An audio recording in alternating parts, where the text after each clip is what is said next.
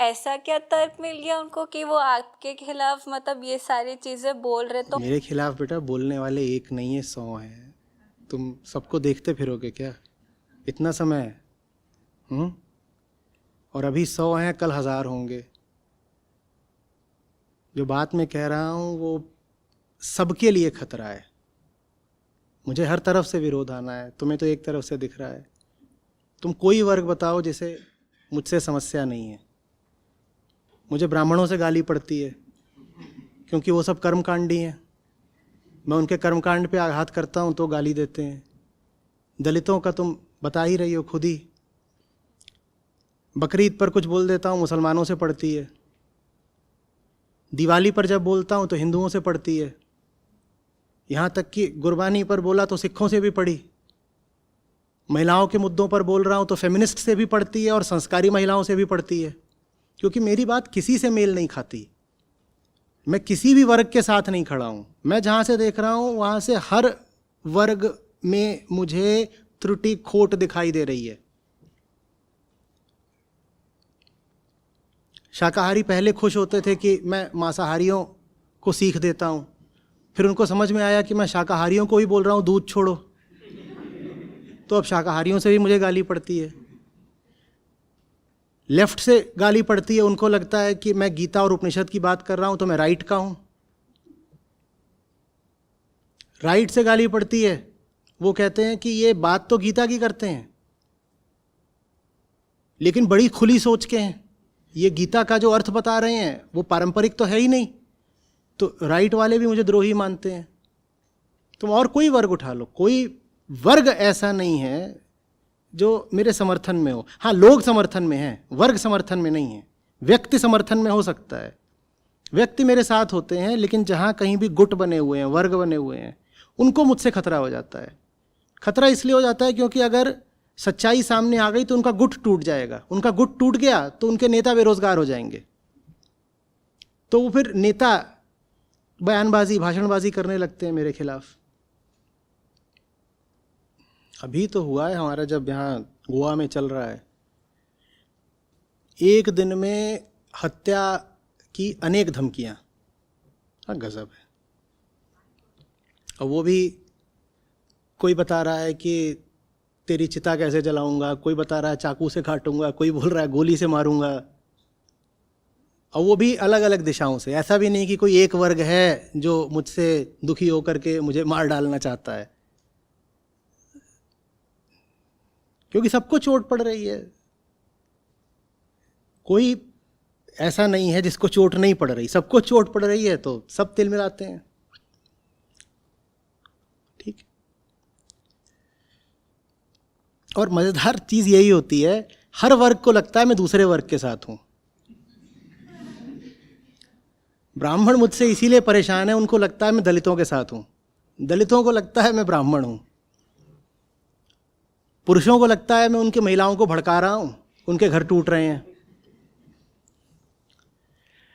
महिलाएं इसलिए दुखी हैं कि मैं उनको बोलता हूं तुम घर में काहे बैठी हो, मेहनत करो, तुम आलसी हो और मुफ्त की रोटी की आदी हो रही हो। तो महिलाएं फिर चिढ़ जाती हैं।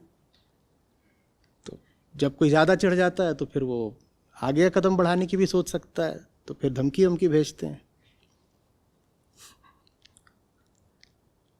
पहले थोड़ी ज़रूरत पड़ती थी इन बंदूकधारियों की। एक 12 बोर, एक 32 बोर। पहले सिर्फ गार्ड आए, फिर एक बंदूक आई, अब 2-2 बंदूक आ रही हैं। अब आगे के लिए कह रहे हैं ऑटोमेटिक वाली चाहिए। पहले थोड़े ही जो लोग आ रहे होते थे उनकी इतनी जांच पड़ताल करनी पड़ती थी। और हमला करने का यही नहीं तरीका होता कि शरीर पे हमला किया जाएगा। हमला करने के और भी तरीके होते हैं। कुप्रचार कर दो, अफवाह फैला दो, वो सब तरीके चलते रहते हैं, वो भी हमला ही है। नमस्कार आचार्य जी। अभी आपसे सुना कि आपको बहुत धमकियाँ आती है, बहुत विरोध होता है। नहीं, बहुत नहीं आती है। लेकिन मेरा प्रश्न, एक सहज प्रश्न है कि आपको डर क्यों नहीं लगता इस बात से, और कौन सी प्रेरणा है जो आपको काम करने में बहुत मदद करती है? मुझे और कुछ करना आता ही नहीं, तो मजबूरी है। मजबूर जब तक नहीं होगे तब तक सही काम नहीं करोगे, उसी को निर्विकल्पता कहते हैं। अगर अपने लिए दूसरे काम के विकल्प छोड़े हैं, या डरने का विकल्प छोड़ा है, या घुटने टेकने का विकल्प छोड़ा है, तो जो विकल्प मौजूद है वो विकल्प तुम कभी ना कभी चुन भी लोगे। विकल्प रखो ही मत। नहीं समझे? जीना यहाँ, मरना यहाँ, बस, और कुछ नहीं। इसके सिवा जाना कहाँ? यही है, यही सही है, यही करना है। मौसम अच्छा हो तो भी करेंगे, मौसम बुरा हो तो भी करेंगे। कोई सम्मान दे दे अच्छी बात है, कोई अपमान कर दे तो भी करेंगे। आप में से जो भी लोग इन 3 दिनों के बाद कुछ जीवन में बेहतर होने का या करने का मन बना रहे हो, उनको ये मशवरा दे रहा हूँ, बहुत सारे विकल्प मत रखना। Backup options, plan B, plan C, plan D, इतनी होशियारी मत दिखाना। प्लान बी अपना यही रखना, स्टिक टू प्लान ए। कोई बैकअप नहीं होना चाहिए, क्योंकि अगर बैकअप होगा तो उसका इस्तेमाल कर ही लोगे। निर्विकल्प, चॉइसलेस हो जाओ, मजबूर कर दो अपने आप को।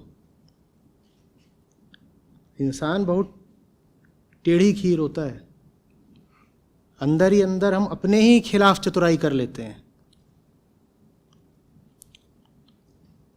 समझ रहे हो बात को?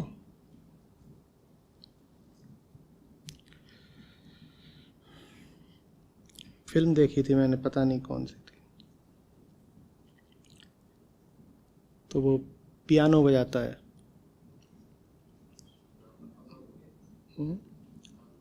ना ना, अंग्रेजी।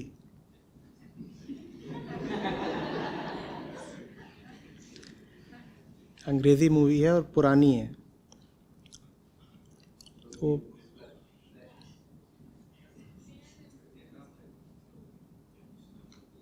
गूगल कर लीजिएगा, अभी आ जाएगा।